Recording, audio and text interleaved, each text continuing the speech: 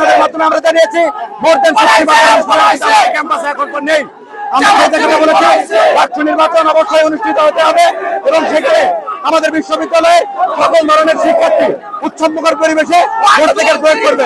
কিন্তু আমরা বারবার দাবি জানিয়েছি, আজকে আমরা লক্ষ্য করছি আমাদের নির্বাচন কমিশন এই দাবি মেনে নিয়েছে এবং তারা 16 অক্টোবর নির্বাচনের দিন ধার্য করেছে।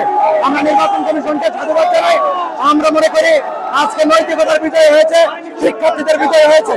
যে সকল শিক্ষার্থীরা বাসায় চলে গেছে আমরা মনে করি তারা ক্যাম্পাসে ফিরবে উৎসবমুখর পরিবেশে।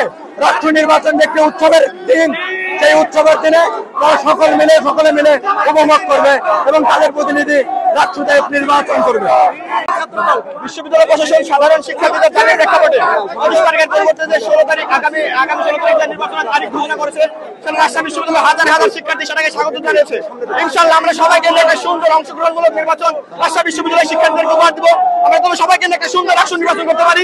এজন্য বিশ্ববিদ্যালয় প্রশাসনকে ধন্যবাদ জানাই।